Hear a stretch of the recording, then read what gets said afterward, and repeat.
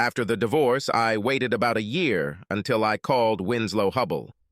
Things had calmed down and the memories had faded, at least for him. For me, they were still fresh, still sensitive. They were still strong enough to push me forward as I planned and plotted the second half of my revenge. The first was the divorce itself. It went by pretty quickly. Neither Ashley nor I had enough money to make it interesting to the lawyers, and when the facts of the breakup came to light, her parents were not interested in supporting Ash's plans to tie me up in court. As for the division of property, we didn't have much. We rented a house and earned about the same amount, so everything went pretty smoothly, despite Ash's best efforts. She didn't want to break up, but I did, and it took her quite a long time to understand that she was no longer steering the ship of our relationship. I tried to gently convince her, but when that didn't work, I threatened to send the video of her cheating to everyone in her address book. She deflated like a punctured balloon. And now, less than a year after Ashley carried out her extramarital affairs in our marital bed, we have separate apartments, separate bank accounts, and completely different lives. We've always had a variety of friends. We tried to merge them for a while, but her work buddies were part of the Brooks Brothers financial district crowd, and mine were more of the used to be a starving writer, now I'm a corporate salesman at Doc Martin's tribe. As we eventually learned, bloodthirsty jackals and mischievous otters do not get along well together. I thought about punishing Ashley for her infidelity, but in the end I decided that divorce was sufficient retribution. In just a few nights of disgusting sex, she had deprived herself of a wonderful marriage, a nice apartment she couldn't afford on her own, and a promotion at her job. She worked for the investment firm Pierce, Bateman, Potter, Gordon, and McDuck, known as Pierce and Bateman, which prided itself on having a stable, married workforce. Unfortunately, Ash no longer fits into this category. She could still work her way up, but it would take longer and be a more difficult task. Sometimes I wondered which loss hit her harder, our nice place on the Upper West Side, our marriage, or her express route to the corner office. But actually, I think I already know. Ash received Winslow in the divorce. I suppose she would have preferred him to go with me, but she broke the egg, and I had no problem leaving her to clean up the mess. Winslow Hubble, you see, was my wife's lover. No, forget it. Lover is not the right word. Everything that happened between Winslow and Ashley had nothing to do with love or even affection. He wasn't her boyfriend either. I haven't been keeping tabs on my ex-wife since we broke up. In fact, I've done everything I can to cut myself out of her life completely. But I'd bet my last penny that she hasn't given him any time. Since I sent him, she has a video of them together. If I had to call Winslow something, I would call him the guy whose manhood unlocked my marriage. He was neither the instigator nor the beneficiary, at least not after the few evenings he spent in my bed. Winslow was a key, a tool whose purpose was to be used and then discarded. Winslow's phone buzzed twice before he answered. The double bell was a high school trick that he carried through college to his job at Pierce and Bateman. Never look impatient, never look desperate, never pick up the phone on the first ring. If you know this trick, it just looks pathetic. The same can be said about Winslow. His voice, aristocratic, arrogant. Winslow Hubble speaking. Hello, Winslow. This is Charles Walker. Chuck Walker. A name from the past. I heard a smirk in his voice. His leather seat creaked as he leaned back. What do you need, Chuck? Do you have money that you want to invest? Winslow probably knows that my little nest is less than a rounding error for most of Pierce and Bateman's clients. No, I'm fine now, Vinny. I smiled, knowing the nickname would make him flinch. I just thought it was high time you and I talked. Winslow snorted. Well, I can't imagine what we can talk about, Cook. I mean, Chuck, we don't move in the same circles anymore. He allowed himself a small, rich laugh. Or, in fact, you don't spin that much at all. I can't even imagine why I should want to have a drink with you. Well, Winnie, it's like this. You still have your wife, and I still have the video. I guess it's time for me to provide some information about my ex-wife and me. I'm Charles, Chuck Walker, a former journalist who now makes money editing fluffy articles about the charity work of Polylevel, a very large and very well-known corporation. Not the most rewarding job, but it pays well, the people are nice, and it helps provide me with something better when I retire than cat food and a short-term heroin addiction. As for Ashley, she is an investment banker working in the wilds of Wall Street. In contrast to the tainted idealism that adds a bit of hypocritical flair to my office, Pearson Bateman holds to the firm belief that money creates its own morality. Simply put, if it's profitable, it's good. Despite our completely different professions, Ash and I were well suited to each other. They were both 30, old enough to think seriously about children, but young enough not to think about them too seriously. I am 5'5", green-eyed, brown-haired, and in good shape, which I maintain by going to the gym 3 times a week and walking 5 to 10 miles a day. Ash is 5'8", with dark brown hair, piercing blue eyes, and a body that haunted my dreams both before and after we got married. We met at the We Were Promised Jetpacks concert in Brooklyn, where she spilled beer on my 3rd best-selling t-shirt, and I got her phone number. I talked to her a lot that evening. We skipped the opening performance of the Scottish reggae band and sipped beer in the small smoking area outside. I'd been around the New York dating scene long enough to know that she was something special, beautiful and brilliant, with a bubbly sense of humor and a direct, straightforward, honest demeanor that constantly caught me off guard. I later learned that she was the youngest of 5 children and had 4 older brothers who shared her outspoken honesty and mischief. The following weekend, we agreed to go on a date to a Muppet exhibit at the Museum of the Moving Image, and I found that the humor and intelligence I noted during our first meeting persisted even after my beer glasses disappeared. For that matter, once I was sober enough, she seemed even more impressed to recognize the nuances of her subtle banter. 6 months later, she had my ring. A year later, we got married. This was 4 years ago. Staying married in a big city isn't easy, and we both worked hard at it. I knew that Ash sometimes stayed late at the office, and she knew that I sometimes had to struggle to meet a deadline or finish one of the freelance articles I wrote on the side. We tried to coordinate subway rides and organize dinners, but some days we only saw each other for a few minutes in the morning and an hour or 2 in the evening. Nevertheless, we tried to keep the weekends free, corresponded by email to keep each other updated on events, and never did not forget important dates or anniversaries, even the silly little ones like Spilled Beer Day and First Real Date Day. I learned that Ash is a chameleon. In museums, she is intelligent and erudite without being arrogant. Hiking through the Adirondack Mountains, she is rough and competitive, oblivious to the scrapes and bruises she gets chasing me down the trail. After a few cocktails, she became playful and silly, eager to join in my F. Scott Fitzgerald fantasies of being young and wealthy in New York. We jumped into several fountains and had wild sex behind some trees in Central Park. Don't believe the hype. The hottest thing about it was the fear of getting caught. While they were dating, living together, getting married, and building a life, she was discovering new sides of herself, cleverness in her humor, vulnerability in her caring. It was as if she was making gifts out of these parts, offering them to me when I least expected it. At work, Ash the chameleon let her predatory side out. I was able to catch her hint every Thursday night at Pierce and Bateman's weekly happy hour. The firm has a permanent lease on a back room at 3 Olives, a prim and stylish establishment in the financial district with enough burgundy leather armchairs, hunting prints, and dowdy British cuisine to embitter even the most dedicated Anglophile. Although weekly attendance was not officially required, failure to show up, especially with a spouse in tow, was an admission that you didn't care about advancing your career. So every Thursday night, I made small talk with Ashley's money war colleagues, absorbed gossip from her office, and watched her work the crowd. Most of Ashley's co-workers are smug ex-students, and many of their spouses are the kind of lacquered blonde who studied art or early childhood education in college and was looking for husbands with serious earning potential. I tried to blend in, but you can talk so much about rooftop bars and Jimmy Choo shoes that you just want to take a bullet.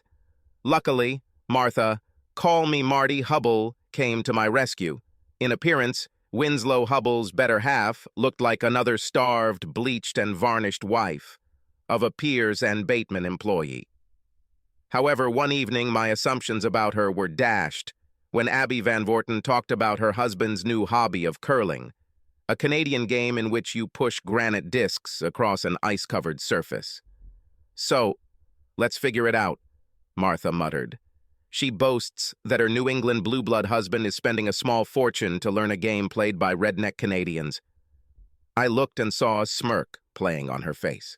Martha, I realized, had uttered her version of a colloquial Ave Maria, a salvo designed to find out whether I was a sympathizer or just another person in the pod.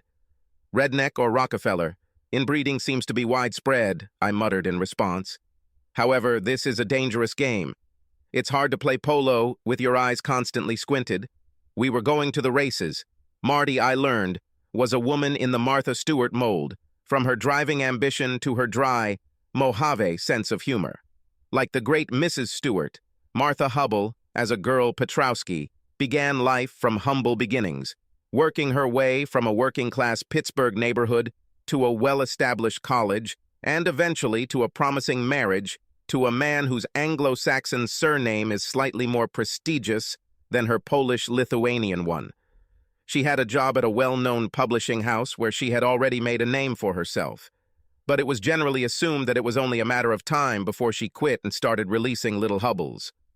At Pierce and Bateman's never-ending happy hours, Marty and I would usually find each other in a corner somewhere, exchanging witty comments and passing the time. While Marty and I are quite clever ones, our spouses worked the crowd. They went their separate ways. Ashley, still paying off her student loans, spent most of her time sipping soda and using her brains and integrity to hook up with guys in very nice suits. Meanwhile, Winslow, who probably celebrated most of his childhood birthdays at the Yacht Club or the 19 Club, passed the time drinking gin and tonics and telling dirty jokes to his former fraternity mates. It was hard not to notice the difference in class. Ash was trying to fight her way into the lifestyle Winslow had taken for granted. Meanwhile, he went with the flow, confident that if he failed, there would always be another brother, another investment firm, another cocktail party. And, if you believe the gossip, in case of failure, he can always return to mom and dad and a fat salary managing the family fund. These were our Thursdays.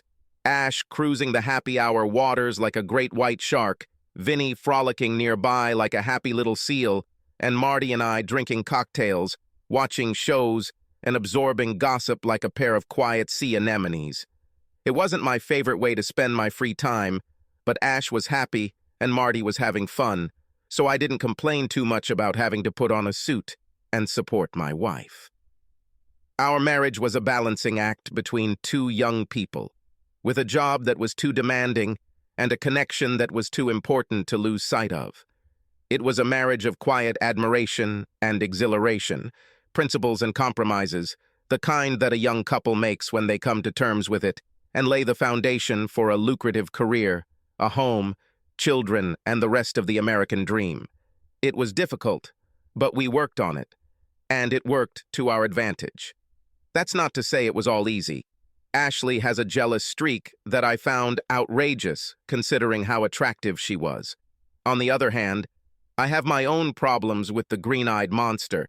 In a city of 8 million people where the fear of missing out on a bigger and better deal is as much a part of life as subway rides and hot dogs boiling in the same water throughout the day, I found it hard to believe that my wife had settled on me.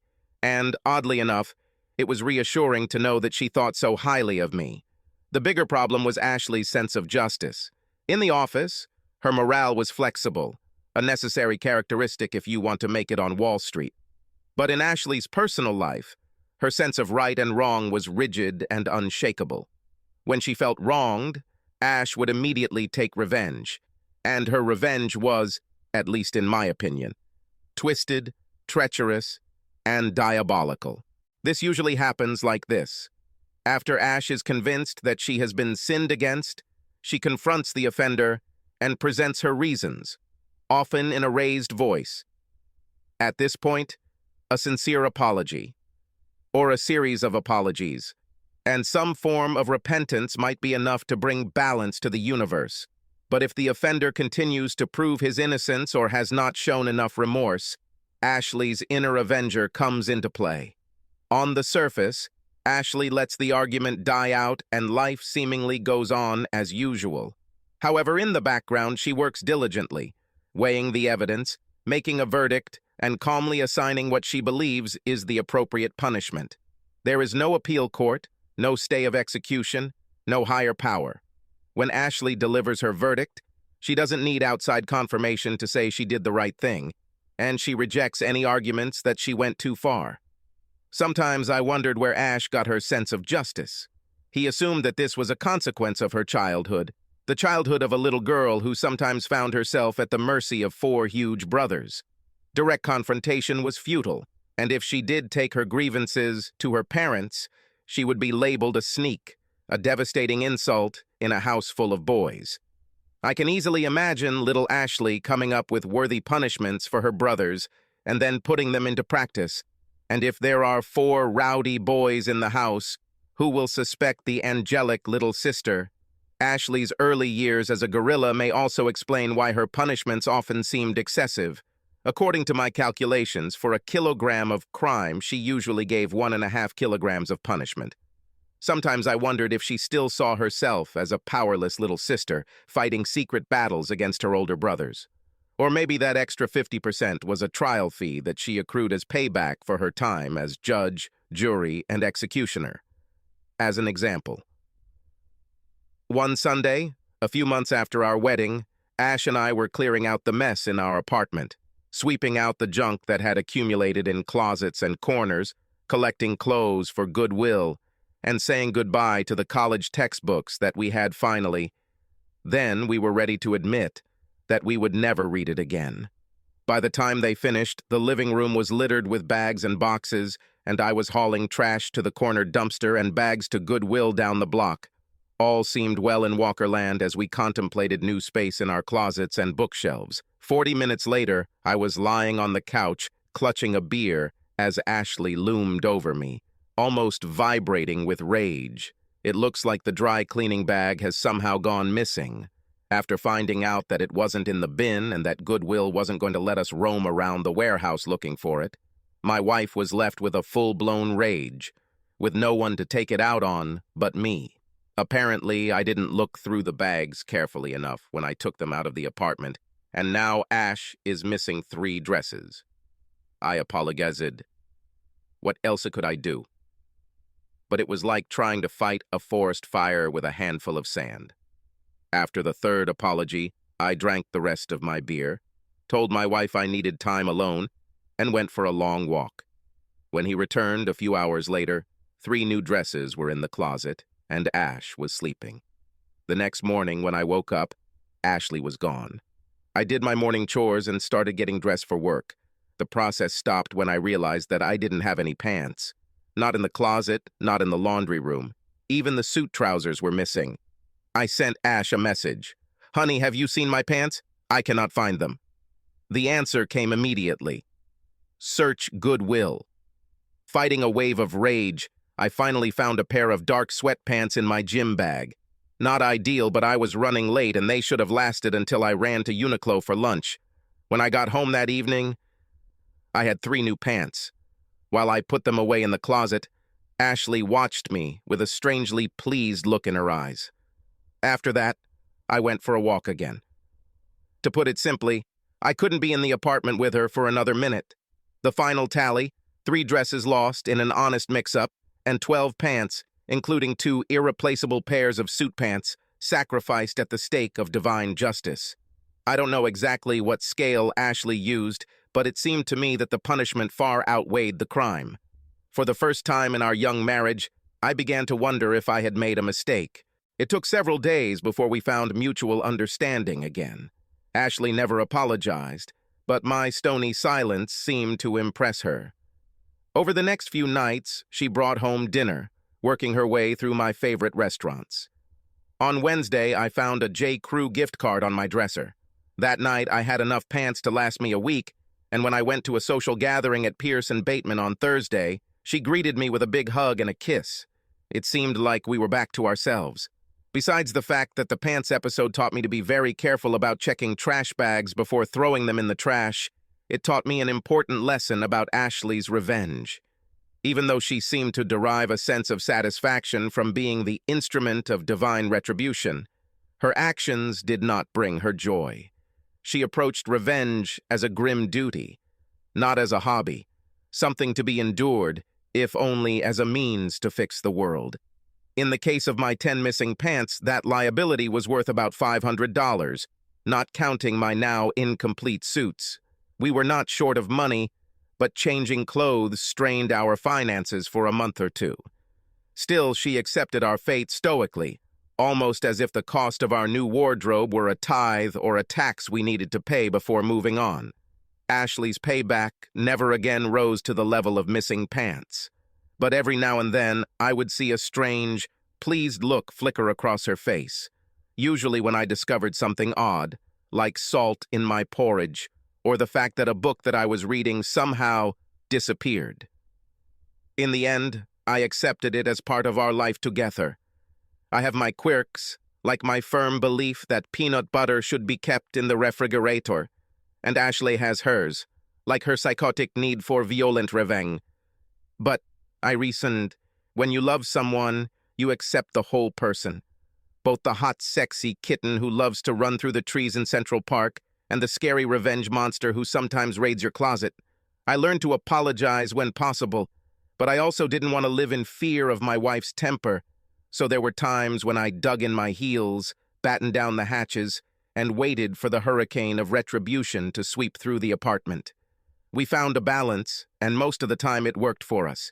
That was until Caitlyn showed up. Let me start by saying that I didn't hire Caitlyn.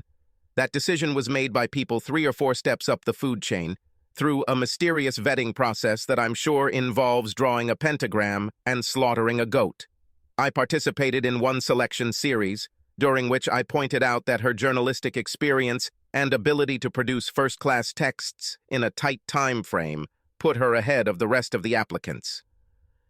The HR bigwigs listened to my group's feedback, thanked me for my time, and moved on. Needless to say, I was surprised when they took our advice and hired her. Neither Caitlyn's impressive resume nor my lack of involvement in her hiring impressed Ashley when they met at an employer-sponsored employee run over the weekend. The problem is that in addition to being a highly skilled writer-editor, Caitlyn is also stunning, with a toned body, perky breasts, and a gorgeous face. While her standard work uniform of baggy sweaters and blue jeans hid her figure, the same could not be said about the spandex leggings and thin sweatshirt she was wearing when she met my wife. Ash and Caitlyn were doing girly things, complimenting each other on their matching running suits and sneakers and chatting about the weather. To an outsider, this might seem like a completely banal exchange between a wife and her husband's co-worker, but I noticed Ashley's narrowed eyes, which did not bode well for my marital harmony. When they returned to the apartment after dinner, Ash was uncharacteristically silent. I knew what would happen next. She silently marinated in her anger, festered and fermented, ready to explode. Realizing that I needed to prevent this or risk losing my pants again, I had just restocked up to 7 and was hoping to keep them for a while. I spoke up. "I'm glad you finally met Caitlyn. Looks like you and her got along well." "Yes, Charles. She wonderful," my wife muttered. "Where did you hide it?" Charles: "Not a very good sign." "Did you hide it, dear?" I smiled. "We don't communicate with my colleagues too often. In fact, I think today you met half of them for the first time." "Nonsense. I saw them all at the Christmas party." I kept a smile on my face. "That was 8 months ago, Ash." "Heck, half the office has already changed, transferred, or moved. Or in Caitlyn's case, she was hired." She frowned. "What are her qualifications?" "BA in English from Brown University with a focus in business writing. She worked in journalism for 5 years and in digital marketing for another 3 years. In general, the same as me." I grinned. "Except for Brown, of course. At the rate she's going, she'll eventually become my boss." Her voice had softened a little, but her gait was still stiff, like that of an attack dog on high alert. "So you will work under her?" I looked around. Ash still has steel in her eyes, but she is already smiling. God bless, I thought. "Of course not, my dear," I smiled back. "You are the only woman I'm under, and I would hardly call it work." Ash's grin grew even wider, and when we got back to our apartment, there was a competition to see who could get naked first. In bed, she was on fire. She pushed me onto my back and took me almost immediately after I took off my pants. It was hot, but at the same time, intense, and I had the feeling that she was laying claim to me. By the time she was done, it seemed like there wasn't an inch of me on my body that she hadn't touched, kissed, squeezed, kneaded, or marked. The next couple of weeks went fairly smoothly, although it took a long time, and a lot of sex before the tension went away. Meanwhile, Ashley covered my body with love marks, to the point that several guys in the gym started asking strange, vague questions. I never found out whether they considered me a battered husband, or whether I simply had signs of acute anemia. Ash never brought up Caitlyn, and I tried to do the same. I suppose it's standard in the cheater's handbook to never mention the other woman, but in my case, I just didn't want to upset the apple cart. Thought it had worked, and that I had somehow dodged the bullet. Meanwhile, work went on as usual, at least until the end of October. Every year, my company releases a huge report describing its projects around the world. No matter how well we meet deadlines or how many emails we send, project managers at various charities inevitably wait until the last minute to send their reports. This means that my team and I have to work early mornings, late evenings, and canceled weekends for a week or two to get everything done. We call it Hell Week, figuratively, I know. Did I mention that we are writers? When Hell Week arrived, everything was almost back to normal for Ash and I. That Monday, my normal 8-hour day turned into a 12-hour editing marathon, and by the time I got home, I felt like I was being tied up with rubber bands and duct tape. All I could think about was a hot shower and a warm bed, and I certainly didn't have the energy to argue with Ashley. She attacked me before I even took off my coat. "Where have you been?" "What?" I paused, taking off one sleeve. "Didn't you receive my SMS? You mean that one text you sent 6 fucking hours ago?" I wondered if it had been 6 hours since I sent a message, reminding Ashley that I was going to be at the office late. To be honest, I couldn't remember. Even in my daze, I realized I had 2 options: get into an argument with Ashley that would likely end with me sleeping on the couch, or try to defuse the situation by making my way to the bed and falling asleep. "How long ago?" I asked vaguely, finishing taking off my coat and starting to rummage through the closet in search of a hanger. "Sorry, I lost track of time." She tapped her foot. This was not good. Still would. I sighed. "Remember when I told you this was Hell Week, Ash? That my team will spend the entire day, plus a few more, trying to put together an annual report? Here, here, here. Remember, I asked you to keep in touch so that I knew about dinner time? Shit. Yes. Damn. I'm sorry, Ash. It was crazy and I couldn't check my cell phone all the time. It will be like this all week. Here, here, here. She was there? The whole team was there all day. Including Caitlyn, I said. I looked Ashley straight in the eyes with as much sincerity as I could muster, considering that my eyelids seemed to weigh about 20 kilograms each. "Ash, I'm really sorry I didn't check my phone. I've spent the last 12 hours putting out fires, and frankly, it will be until we meet the deadline next Thursday. It's 8 days. 10. Remember last year when I had to work all weekend? I'll have to do it again this year." I let my shoulders drop. I needed to go to bed.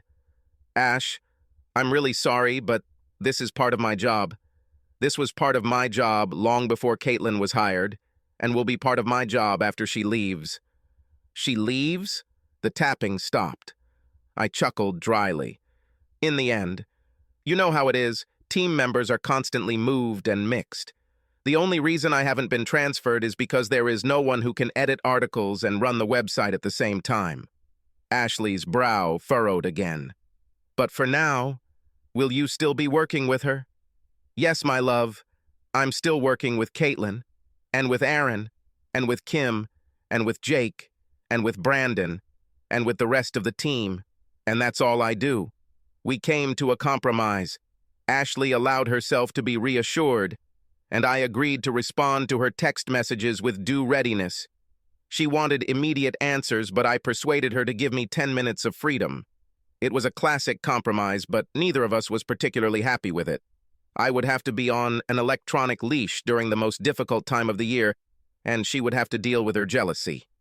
When we went to bed, there was still something akin to a hard look in her eyes, but she quickly snuggled up to me and pulled my hand to her chest. It was still there when I woke up the next morning. A fragile peace reigned in our apartment. At work, I felt like I was constantly caught between Ashley's insecurities and the editing pile that grew no matter how quickly we worked as a team. I knew from the previous year that we would eventually reach a tipping point and the tide would begin to subside, but that was almost a week away. Meanwhile, Ashley was pushing her text messages to the limit. At least 10 times a day a text message would appear, and I would have to stop what I was doing to respond. Usually, I'd just have to pause editing for a minute, but a couple of times she'd text in the middle of a meeting, and I'd have to write a quick reply under the table, hoping no one would figure out what I was doing. Her messages were always harmless. Little notes like, "How are you?" or "I hope everything is fine." But the meaning was clear. I was being watched. Time was also a challenge. Sometimes Ashley would start texting a few minutes after I arrived at the office, but other times she would wait an hour or so. Sometimes they followed each other in a row, and sometimes hours passed between them. I felt like she was playing battleship with me, hoping to catch an unprotected moment when Caitlyn and I were having a quickie in a closet somewhere. This could have continued until the end of Hell Week, but I made a mistake. My phone charger at home was on its last legs and only worked if I tucked the cord under the phone and pulled it tight. It was an easy fix. All I needed was to buy a new cord. But it all happened during Hell Week, and between Ashley and the annual report, I didn't have enough working brain cells to deal with another problem. As a result, when I came to the office on Friday morning, my phone was at 7%. I usually put it on charge as soon as I got to my desk, but I'd barely had time to take off my coat when Jake came running in with the latest trouble, and I immediately got to work.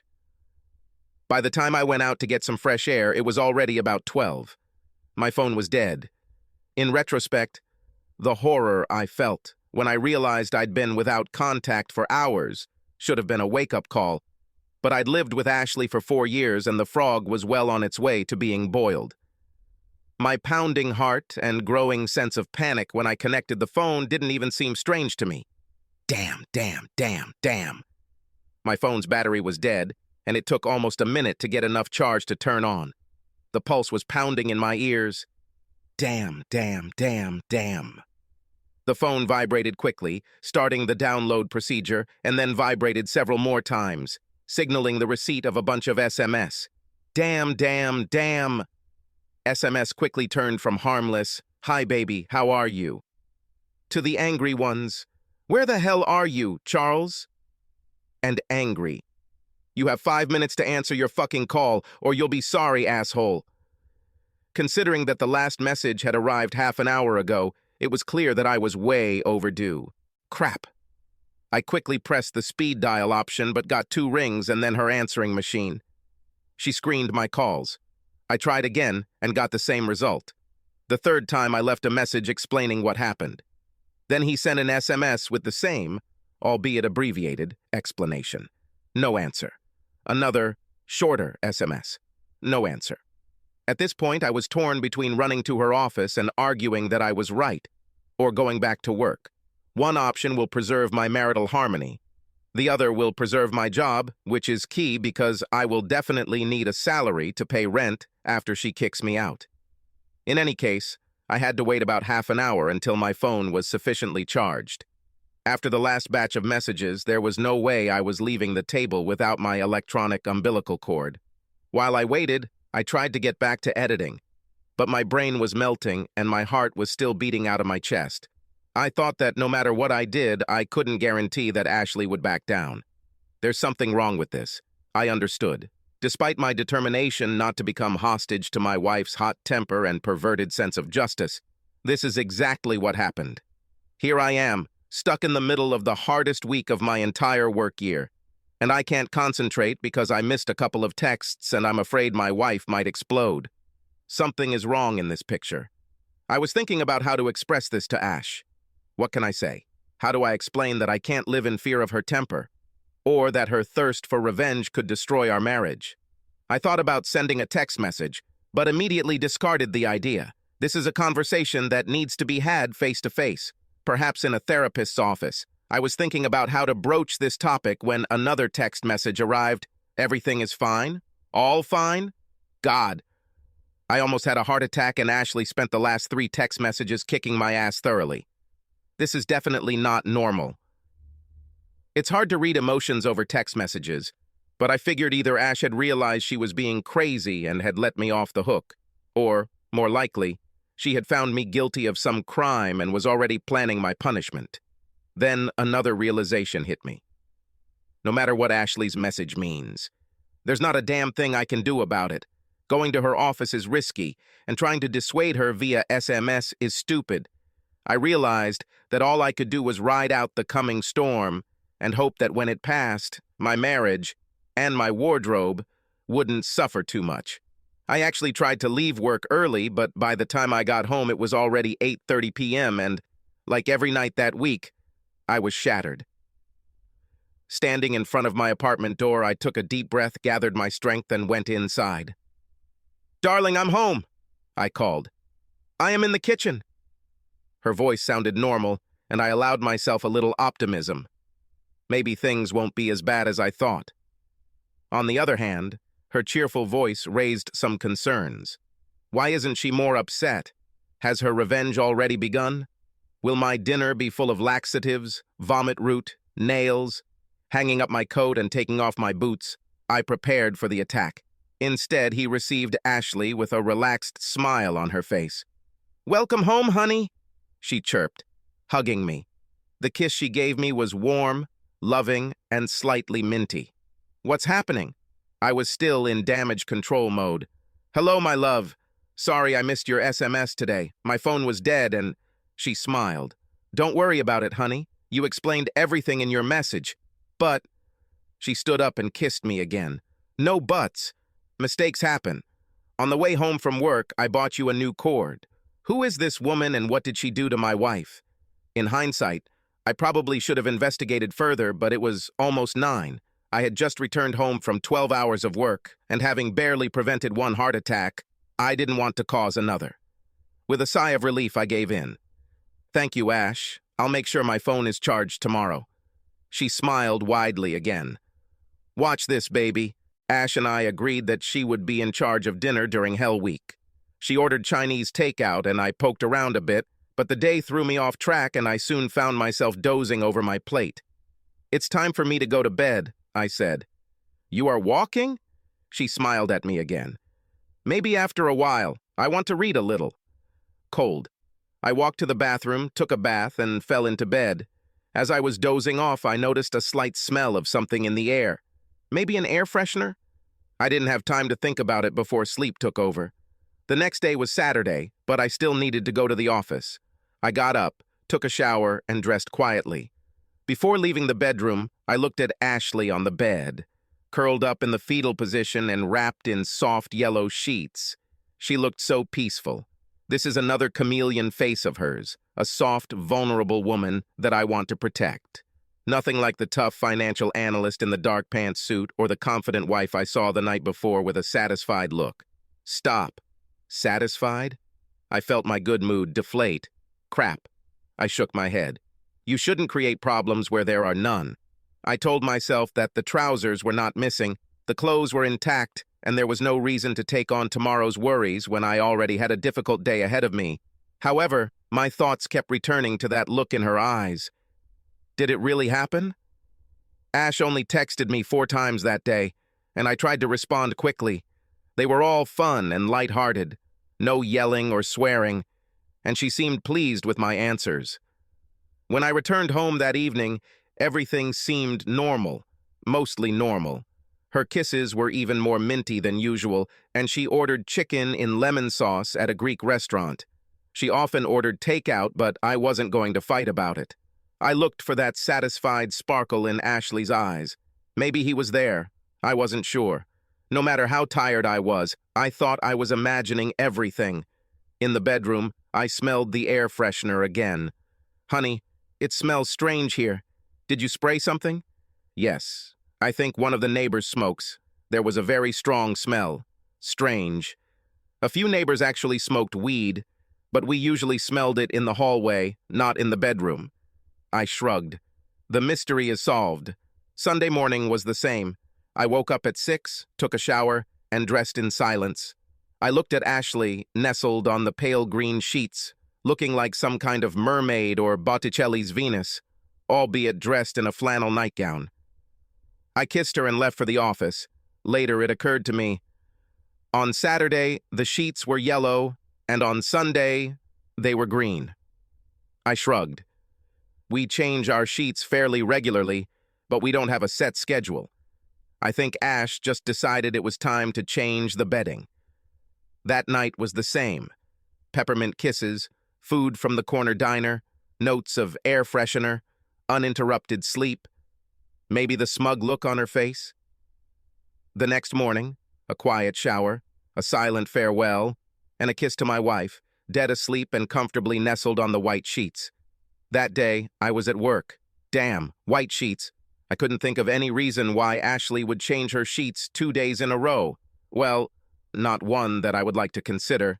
Add in a refresher and perhaps a pleased look, and Ash seemed to be upping her revenge game. If she does what I thought, then this is not just the disappearance of pants, but irreparable damage to married life. For a moment, I doubted whether I really wanted to know the truth, but realized that this is a case where ignorance is definitely not bliss. I can't live with my suspicions, and, if they are true, I'm pretty sure I won't be able to live with my wife. Before I could change my mind, I did some research and placed an order on Amazon. $206. Including expedited shipping. And a pair of spy cameras is on its way to me. I prayed that my suspicions would be wrong. That evening, peppermint kisses, Moroccan food, air freshener, and rose-colored sheets. The look of satisfaction was definitely there.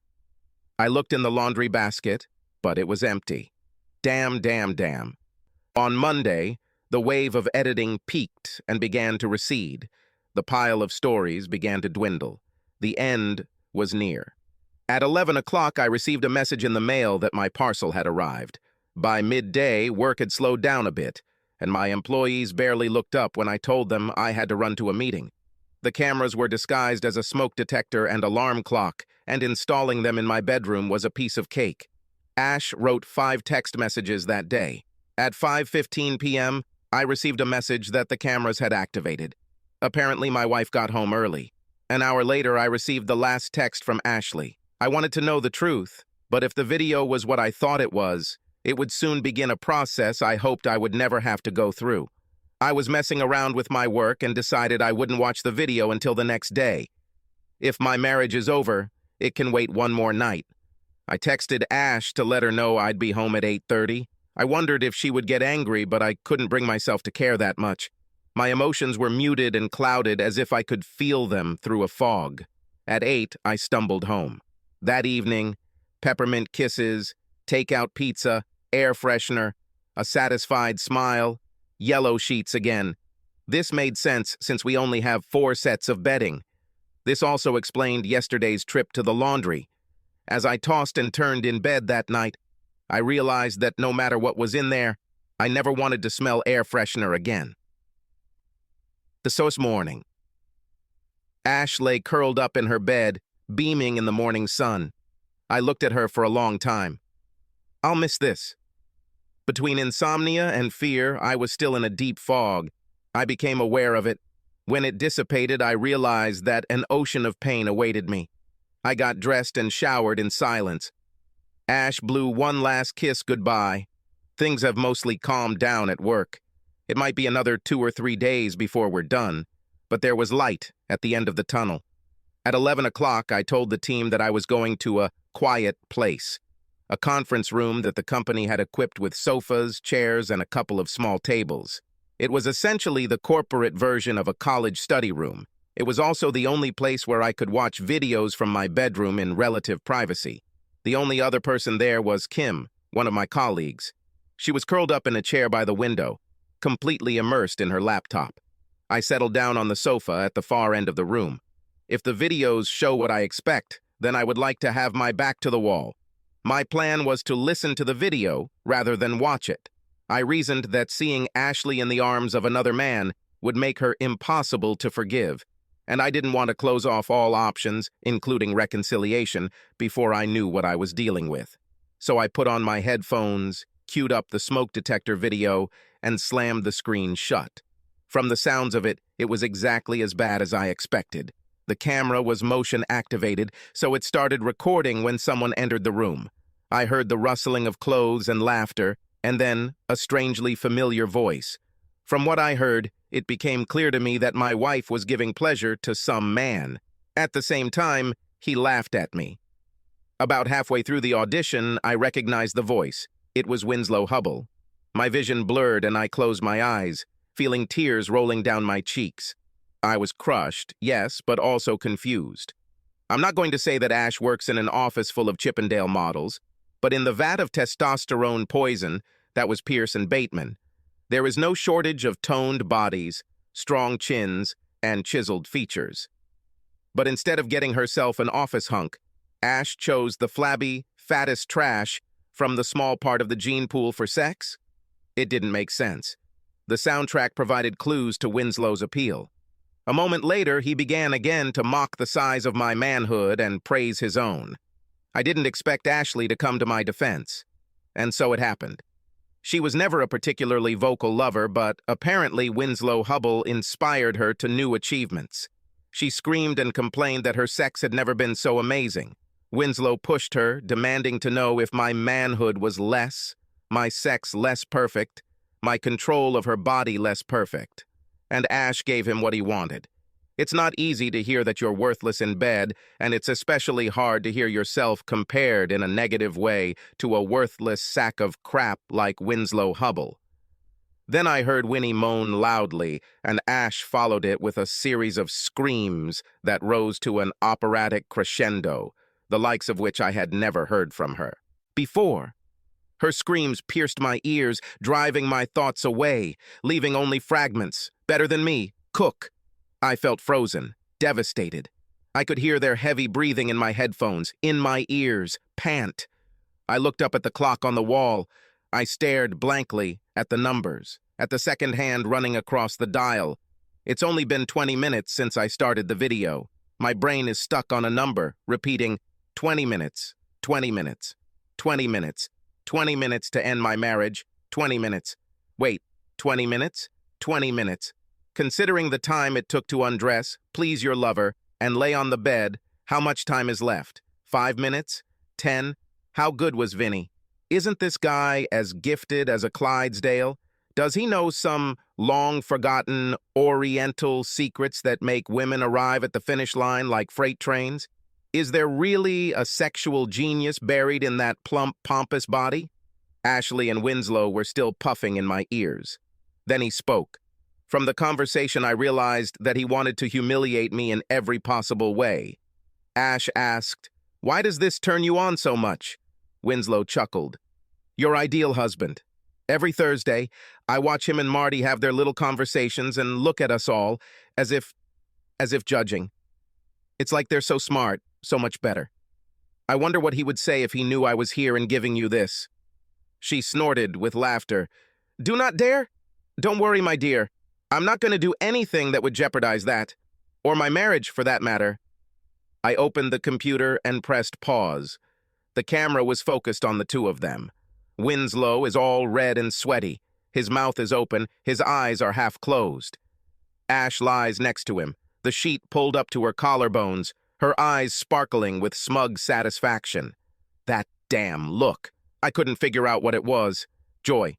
Casual cruelty. 20 minutes. Over the years we've been together, I thought I'd learned a few things about Ashley, including the fact that she wasn't the quickie type. Sex with her, even our quickie sex on weekdays, was slow, with a lot of languid foreplay and teasing. The idea of ripping her clothes off and pushing her to her breaking point in less than half an hour was simply unimaginable. Either Winslow is some kind of sexy wizard or something else is going on. I need to watch the video. From the sounds I was hearing, my marriage was already over, and I couldn't imagine doing any more damage. Crap, I thought gloomily. Maybe I'll learn something new. I rewinded the video back to when they first entered the bedroom. A little over 19 minutes. Then I pressed the play button. I've heard stories about the Nixon-Kennedy debates.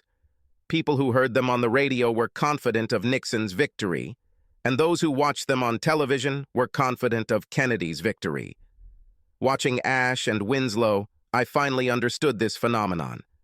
Ashley was the host from the very beginning. Seeing her with Winslow made me realize I was watching a masterclass in seduction. Her every glance, every smile and grin was designed to convince him that he was, in fact, an irresistible Don Juan.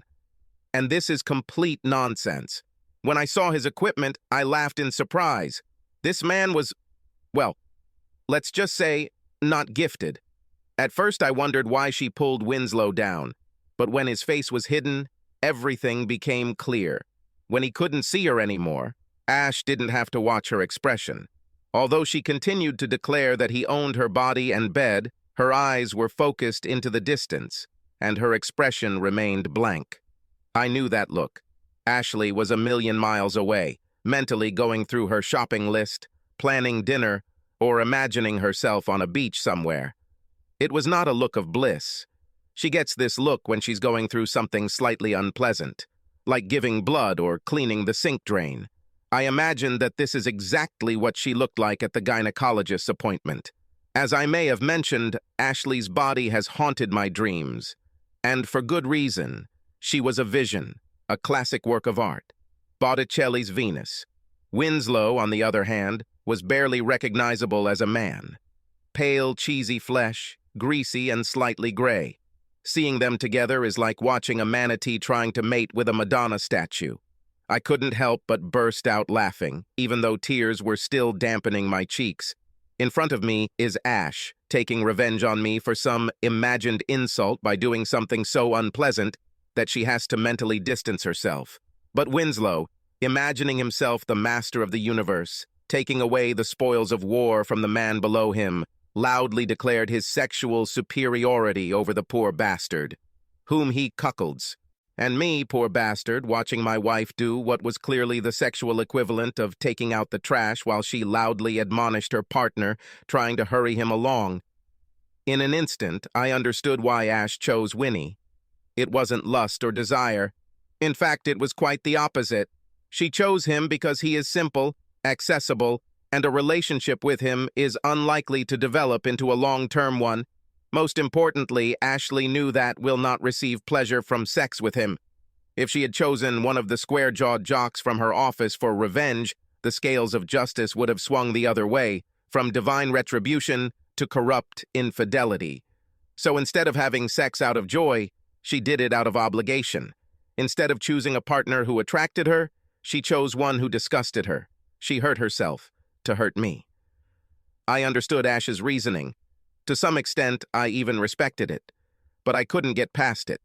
Watching what was happening on the screen, I realized that she was scaring me. Throwing out a closet full of pants is extreme, but also slightly funny, and it has become a silly story I sometimes tell friends after a few drinks. But in the process of turning Ashley's justice into a comedy act, I allowed myself to overlook the darker aspects. The fact is that my wife did a very destructive thing, knowing full well that it would put a strain on our marriage and on our finances. It would make me, the man she claimed to love, feel unsafe in my home. Now she inflicted another severe punishment, many times worse than her raid on my wardrobe. Everything else, the fact that I didn't deserve to be a cuckold, The fact that I might never find out about it didn't matter.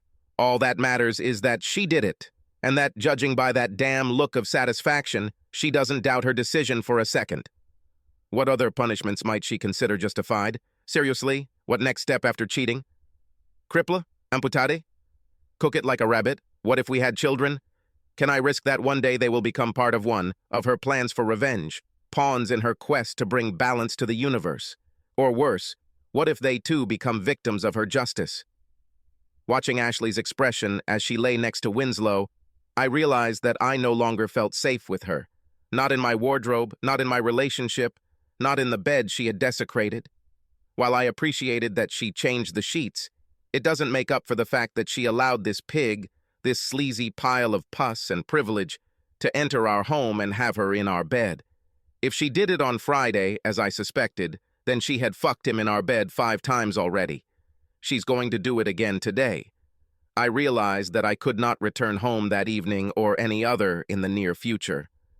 Given what I've seen, I must confront her, and given her belief in my alleged infidelity and her desperate need for justice, there's no telling what her reaction will be. How can you properly take revenge for a divorce? And what would it look like with another 50% added? The only question is, when should I warn her? The angel on one shoulder voted to send her a message immediately. He proclaimed that the quality of mercy was not unnatural, that forgiveness was divine, and that I should let her know before she screwed Winslow again. The devil on the other shoulder whispered that even if I didn't want to punish her, that didn't mean I shouldn't allow her to punish myself.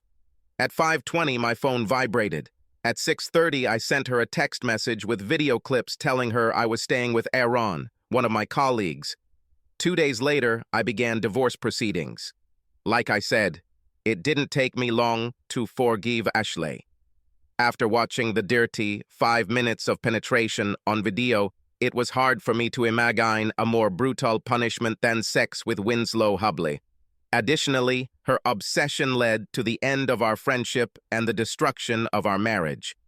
And although I joked at the beginning of this story that she missed our apartment and the inside promotional track at Pearson Bettman, I knew she desperately missed the loss of our relationship. I think we both know that we were something bigger and better. But if I felt compassion for Ash, then for Winslow Hubble, I have nothing but contempt. Between my conversations with Marty and the gossip I collected during happy hour, I gained insight into how, for years, he was protected by his wealth and privilege. Simply put, every time Winnie got into trouble, it was his prep school friends, his fraternity brothers, and his dad's checkbook that solved the problem. I thought through all the usual revenge scenarios and realized that none of them would work. If I openly attack him, his parents will ensure that the consequences destroy me, and possibly Ash. As for Winslow, he'll likely continue to be a happy seal frolicking around, oblivious to the damage he leaves in his wake. I was tormented by the problem: how to punish someone who has everything. Lying in bed at night, I remembered Winslow's dialogue on video, his comments about how I am a cuckold and how he is sexually superior to me, his need to know that he is better than me. And then I realized that there was something that I could learn from Winslow Hubble. It will take some time and a lot of research, but what the heck? I no longer spend nights at home with my wife. And then 6 months later, I called him. Winslow agreed to meet me at 3 Olives, where they had happy hour on Thursdays. I did everything I shouldn't have done. Choose a bar that Winslow knows where he is completely comfortable. Arrive 5 minutes late to give him time to take a seat and order his first drink. He figured he'd be wearing one of the suits his parents' tailor had made for him, so he chose comfortable jeans, a blue blazer, and a white shirt. It was shaved and groomed, so I left my hair slightly unkempt and didn't bother shaving off the 5-hour stubble. Winslow thinks I'm inferior to him, and I wanted to do everything I could to reinforce that impression. When I approached the table, Winslow was dressed exactly as I had imagined: a pompous Windsor tie, a striped suit, a Brooks Brothers wool shirt, cufflinks. His half-lidded eyes studied my casual clothes, noting every detail. He saw himself as the master in a chair in a bar for powerful men. Sitting opposite the man he had defeated, I felt untouchable. Just as I wanted, He didn't get up to greet me. "Winslow," I said, taking off my backpack and sitting down. "Chucky," he smiled. "Long time no see." "Yes, for a long time. Give me a second." I signaled to the waitress and gave her my order while Winslow looked at me. Obviously, members of the lower classes should not ignore those above them when ordering a gin and tonic. When she left, I turned to him again. "Winnie, thanks for coming." He blushed at the nickname. "I don't have much time," he snapped. "Why am I here?" "Well, to be honest, I need some closure." He chuckled and shook his martini glass. "I would imagine a divorce would do that." "Yes, that definitely put an end to it between me and Ash." I nodded to him. "However, you and I also have unfinished business." Winslow laughed. "I can't even imagine what it could be. Maybe it's that your wife decided to try another man?" He grinned. "The best. And you, of course, just couldn't resist." "Why? Ashley is a beautiful woman." His eyes sparkled. "And she's very good in the bedroom. Besides, from what she said, you weren't giving her what she needed. We'll come back to this later. After I found out about you two, I thought about revenge. In Ashley's case, everything is simple. We got divorced, and I haven't seen her since then. We had a great marriage, and she ruined it. She'll have to live with it." I sipped my drink. "You, however, turned out to be a tougher nut to crack." "What are you talking about?" "Here's the thing, Vinny. You are protected. Let's say I do the obvious and beat you to a pulp." His eyes widened, and he slowly removed his hands from the table. "I have no doubt that I can do it, and I'm sure it will be a lot of fun. But as soon as I have time to wash the blood from my hands, your parents will lock me up." I looked down at his hands on his lap. "Besides, you're probably the kind of pussy that mom and dad make you carry around a panic button. In which case, I'll be lucky if I get a few punches in before the hired guards take me to the floor." Winston blushed and pointedly put his hands back on the table. He took a sip of his drink. Big gulp. "So, you're not going to try and beat me up?" "No. The same goes for murder. I'm sure I can find someone to put a bullet in you. Maybe I can even save up some money and find a real professional who can make you disappear." Looking at his face, I tried not to grin. I needed to look serious. "But then I'll be faced with the same problem. Your parents will undoubtedly hire a bunch of investigators, and I'll have to worry about all the evidence my killer will leave behind. Sooner or later, he'll be caught. They'll get in touch with me, and then I'll end up in jail, this time charged with murder and with a few thousand less to spend on my legal defense. Why not leave everything as it is? I'm sure I could—" I interrupted him. "I thought about an adult film out of revenge. I could send a video of you to your friends, your parents, your work." Winslow was starting to turn a little green. "But what's the point? Your parents already know what you are like. They've been cleaning up after you for years. Besides, as soon as Mom and Dad find out about my attempts to tarnish your good name," I snorted. "Well, I think my days at my current job will be numbered.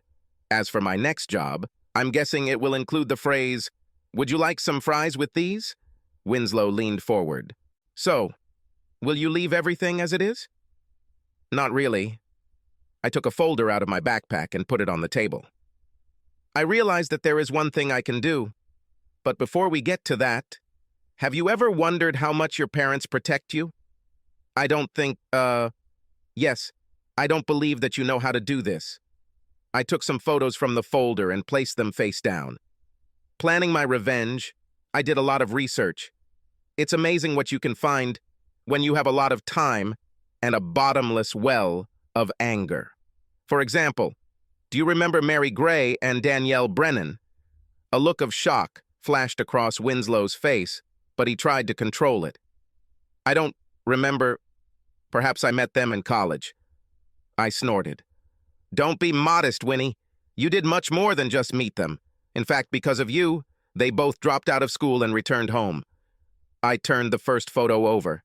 It showed a pale, black-haired woman holding a small child in her arms. "This might jog your memory. About 6 months after leaving school, Mary gave birth to a child.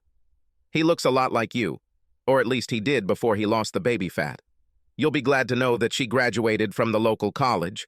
From what she writes on Facebook, They are both doing well." He chuckled mockingly, but sweat began to form on his forehead. "There is no way you can prove that this child is mine," he stammered. "Don't worry, Mary won't testify against you. On the other hand, young William did not sign a non-disclosure agreement, and his DNA is ironclad proof of paternity." I raised an eyebrow at him. "If I were you, I wouldn't plan to go into politics." Winslow's face flushed, and he began to look slightly tense. "So this is your revenge?" He chuckled. "Speculations and insinuations? Calm down, Vinny. We're just getting started." I turned over another photo. This one wasn't as cheerful. The woman in it had blonde hair, sunken cheeks, haunted eyes. It was more difficult with Danielle. In fact, I was only able to talk to her parents. She seems to have become depressed after graduating from college. She tried to commit suicide several times. He turned pale. "You can't hold me responsible for this." "Well, you and a few of your fraternity brothers. Of course, there's no proof. The blood tests and rape kit they did at the hospital somehow disappeared, and she appears to have signed a non-disclosure agreement. But we both know what you did to her." He pushed away from the table, as if he was afraid to touch the photographs, for fear that they would burn him. "You can't prove anything." "Not in court." I looked at him until he looked away. "But we both know what you did, Winnie. You know, she hasn't dated anyone since you. She is afraid to go out anywhere, as her mother says. She says that she still wakes up screaming." Winslow jumped to his feet. Who would have thought that he could move so fast? "I don't have to listen to this," he hissed. "I'm leaving." Not so fast," I said. I pulled one of the flash drives out of my pocket and tapped it on the table. "Sit down, Winnie," I barked. "Finish your drink. Order more. We have more to talk about, and you still have something to lose. Go ahead, tell that to my boss," he laughed, his voice high and hollow. "Hell, you can give this to Marty. She won't leave me. Maybe yes, maybe not. Maybe she'll want to talk to Danielle. Of course, she no longer bears that name." I stared at him, hard. "Your parents really put the fear of God into her." Winnie sank into a chair. "You have 10 minutes, he muttered. He loosened his tie and undid the top button. His collar was wet. "Stop talking nonsense, Winnie. I have as much time as I want, because you have something to lose, just like me." I caught his eye, and he looked away again, faster this time. "Don't shut me up, buddy. We've only just begun." Watching him breathe, almost crying, I thought about Ash for a second, and wondered if she felt the same way when she began one of her revenges. I understand how you can become addicted to this. I took another breath. Let's move on to the second part. Funny you should mention your job, Vinny. You're right. Mary and Danielle won't get you fired. Hell, you won't even get fired because of Ashley, although that would be hard for her. Unlike you, she needs her job. And also, unlike you, she is not untouchable. If your little afternoon delight comes out, it will destroy her. You, of course, will remain free. I chuckled. Hell, if you don't rob a bank, you'll probably end up at Pierce and Bateman's until they carry you out on a stretcher. What are you talking about? He crossed his arms. I think he was trying to look stern, but from where I sat, it looked like he was trying to cover up his soft underbelly. Don't you know? I drank my gin and tonic. Don't you remember Goldfarb's score? So what? You lost $500,000 because of a mistake that an intern could have noticed. Have you ever wondered why you weren't fired? The courageous face crumbled into dust. It wasn't my fault. Secretary. I shook my hand. Yes. The secretary took the blame upon herself. You will be glad to know that she received a reward for this and an excellent recommendation. She now works at Babbitt and Gallum. She seems happy too. Okay, Chucky, he roared. If you know so much, tell me, why didn't I get fired? Does he really not know? I studied his face. Isn't it obvious, Vinny? Who's always looking out for you? Always saves your ass? I saw that understanding had descended on him. That's it. Do you understand? I saw another small piece break off from Winslow Hubble. No, they don't. Would it surprise you to learn that a week after the Goldfarb mess, your parents transferred $30 million into their account at Pierce & Bateman? He looked at me with dawning horror. And that's in addition to the $150 million they already have there. He said, stuttering, "No, they never... They are the ones who pay your salary, Vinny. Between brokerage and transaction fees, commissions, profit sharing, and a bunch of other odds and ends, I bet your parents are actually paying Pierce & Bateman a little more just to keep you around. I work with some of the firm's largest clients." I laughed. He really doesn't know. "Winnie, come on! You're shuffling paperwork around the firm's biggest accounts, and I'm willing to bet they have someone keeping an eye on you to make sure you don't screw up too badly. In fact, you, Pierce, are Bateman's highest paid intern. Hell, most of the secretaries there do riskier jobs than you. I'm the fucking vice president," he said, his voice racing. "Your wife obeys me." I spoke quietly, as if to a child or a wounded animal. "You will be vice president as long as your parents invest their money in Pierce & Bateman. Hell, if they invest enough, you could even work your way up to SVP or COO, but you'll never be more than a glorified paper deliverer." I took a sip of my drink.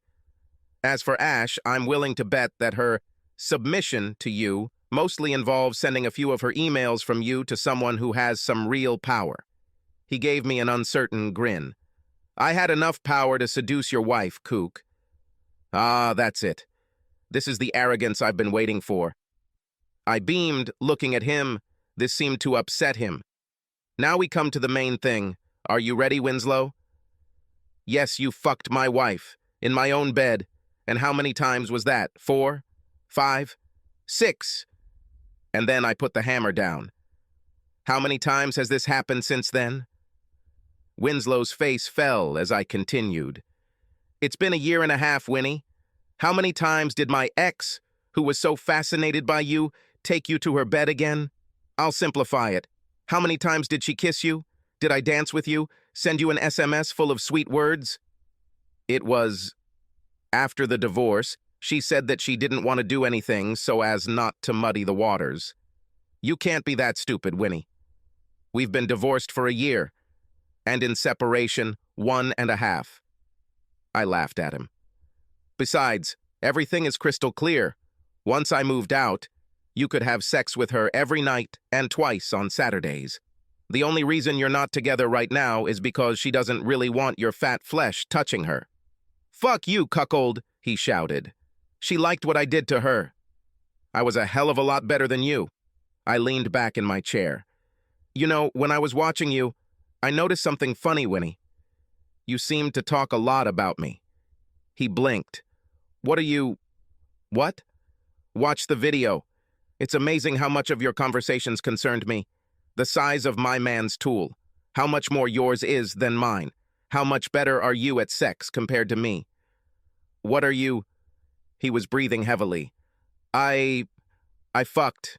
Better than her little cuckold boy."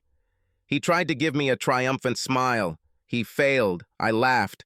"Here it is. Cuckold boy. You often said this in the video, too. See, here's the thing.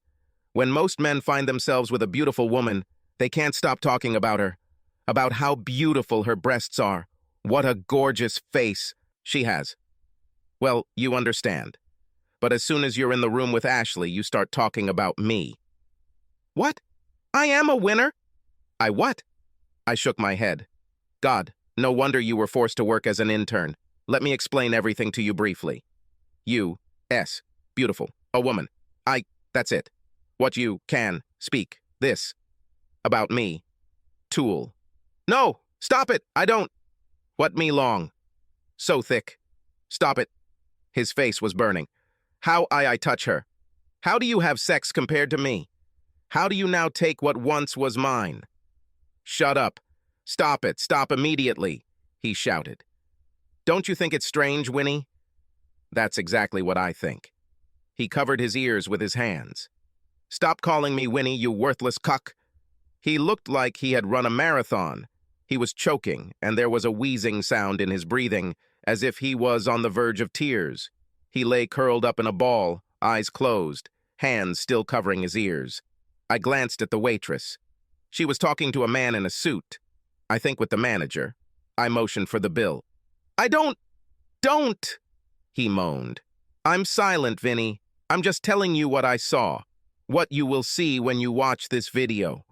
I looked at him. He was broken. Nothing special, Winnie. It's like loving blondes or big women. Accept it and move on. I'm not like that, he whined. I don't judge, Winnie, at least not for this. I finished my drink and put the glass down. And as for the rest, a child without a father, ruined lives, broken marriages, an imaginary toy job financed by mom and dad. Yes, I really blame you for that. His face seemed swollen, red, and sweaty. His tie was a mess. The eyes were pleading. What about the video? You're not going to give it to Marty, are you? I burst out laughing. Winnie, Marty has had the video for a year now. I gave her a copy as soon as the divorce was finalized. This copy is yours. I handed him the flash drive across the table. What? But she didn't say anything, not a word. Winnie, I wouldn't want to speculate about why Marty stayed with you. Or, for that matter, why did she even get together with you?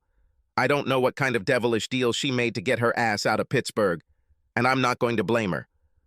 I pulled out a second flash drive from my pocket. As for why she stayed with you, maybe it's devotion, love, or maybe because your prenup gives her $500,000 if she stays married to you for 5 years? Your 5-year wedding anniversary was, what, 2 weeks ago? 3, he answered absently.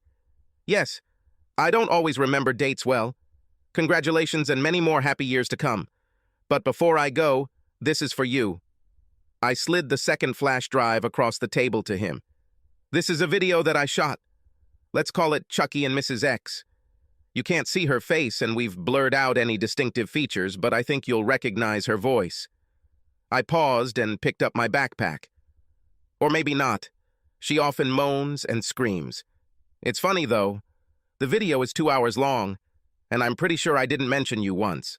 Subscribe to our channel so that your second chaff doesn't cheat on you, and go ahead and listen to the next story, because this story is nothing compared to the next one. If you're under 18, don't even think about listening to the next one.